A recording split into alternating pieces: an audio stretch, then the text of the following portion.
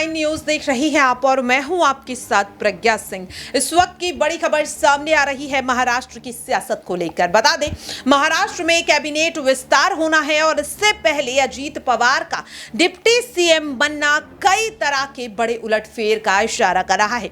अजीत पवार जब से deputy CM बने हैं तब से महाराष्ट्र में सियासत लगातार गर्माती हुई दिखाई दे रही है, जहां एक और नाराज शरद पवार, अजीत पवार और तमाम विधायकों के खिलाफ मोर्चा खोलते हुए दिखाई दे रहे हैं। तो आपको बता दें कि अब शिंदे गुट पर भी खतरा मंडराता हुआ दिखाई दे रहा है। दरअसल 16 बागी विधायकों का जो मामला है, इसे उद्धव ठाकरे ने एक बार फिर से सुप्रीम कोर्ट की तरफ ले जाने का फैसला कर दिया और अब इसके बाद माना जा रहा है कि शिंदे का जो गुट है वो खतरे में पड़ता हुआ नजर आ रहा है और कहा जा रहा है कि इसकी शुरुआत अजीत पवार की तरफ से की जा सकती है।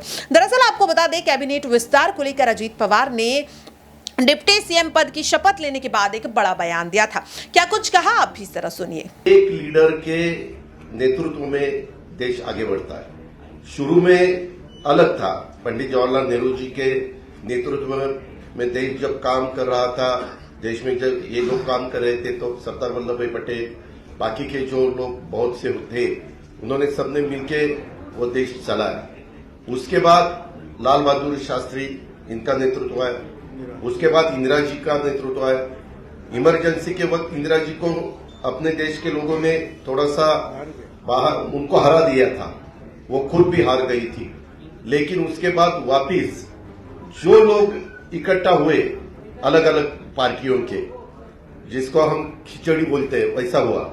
वो गवर्नमेंट ज्यादा चला नहीं, 2.5 साल के अंदर ही चुनाव हुए। वापिस इंदिरा जी का नेतृत्व में उनका करिश्मा था, उनके नेतृत्व में ही सरकार आई। उसके बाद राजीव गांधी के नेतृत्व में सरकार आई और ये सब होने के बाद बहुत सालों के बाद मैं भी मेंबर ऑफ पार्लियामेंट बना 91 में, ये भी 91 में, हम साथ साथ, तब एक कांग्रेस थी, कांग्रेस के वे मेंबर ऑफ पार्लियामेंट के नाते हम वहां चुनाव जीत के गए थे। तब देखा था बहुत सालों से 1984 के बाद, ठीक तरह से सुनो, 1984 के बाद अपने देश में कोई भी एक ऐसा नेता कि उनके नेतृत्व में देश आगे जा रहा है, ऐसा कभी हुआ नहीं। अलग अलग गुट को एक करके देश को चलाने की कोशिश की गई। लेकिन 9 साल आपने देखे होंगे, उसमें नरेंद्र मोदी साहब का नेतृत्व में आज देश काम कर रहा है। वो बाहर भी पॉपुलर है, यानी अब्रॉड, बाहर अगर कोई भी देश में जाते हैं अपने भारत की तरफ से, तो सब उनको सपोर्ट देते हैं, सब उनको बहुत अच्छा नेतृत्व ऐसे बोलते हैं। और ऐसा होते हुए उनका भी काम चालू है। और ये काम करते वक्त आपने भी देखा वंदे भारत ट्रेन हो या अलग अलग बहुत से कुछ रोड्स हो, नेशनल हाईवे के जो कुछ काम हुआ है या 9-10 साल में, वह जो अगर आपने देखा, बाकी की डेवलपमेंट के बारे में, ऐसे सब ठीक तरह से चालू है।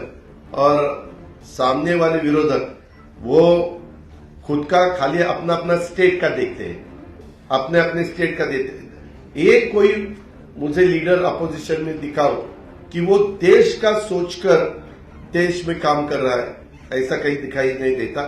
और इतना बड़ा पॉपुलेशन होते हुए हमें सबको ऐसा लगा कि नरेंद्र मोदी साहब के नेतृत्व में ही लोकसभा हो या आगे वाले चुनाव हो, वो सहयोगी पार्टी के नाते, जैसे हम इससे पहले कांग्रेस के साथ जाते थे, बीच में हमने शिवसेना के साथ हम 2.5 साल गए, वैसे अभी आगे विधानसभा हो, लोकसभा हो, लोकल बॉडीज का तो चुनाव वहां के डिस्ट्रिक्ट के हमारे कार्यकर्ता सोचेंगे, वहां के लीडर सोचेंगे कि क्या करना चाहिए, क्या नहीं करना चाहिए।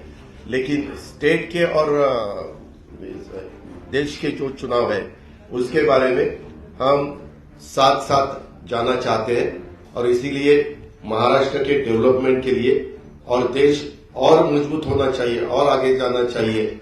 जो कुछ आज थोड़े बहुत प्रॉब्लम होते हुए वो सॉल्व करने के लिए भी सबने एकजुट होकर उसका मुकाबला करना चाहिए।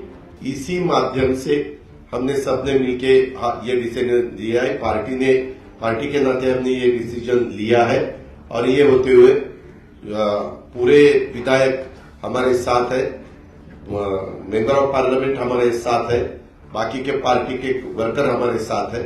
इसीलिए आज मैंने डिप्टी चीफ मिनिस्टरशिप का ओथ ली।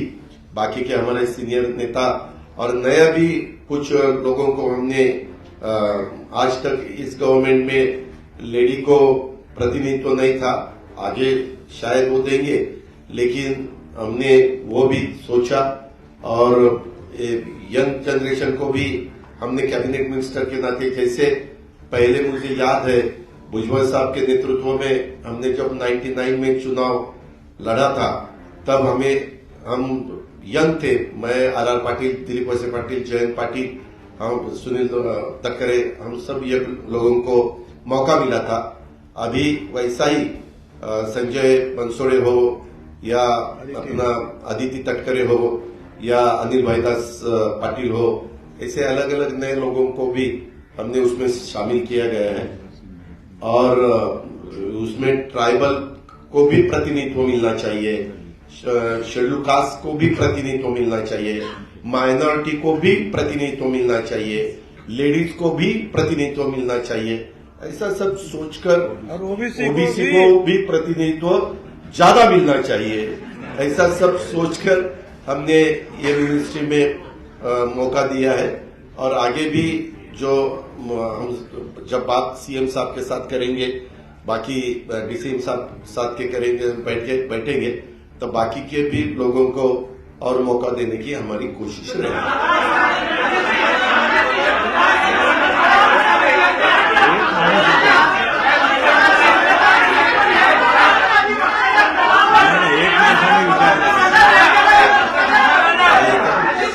एकाने विचारा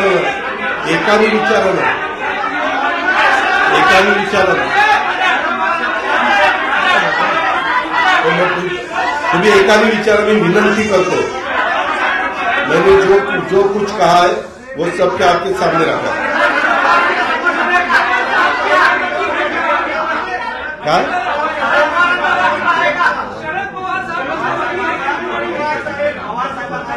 नाराजगी दूर करेंगे ना? क्या? अरे एक आदमी पूछो ना। अरे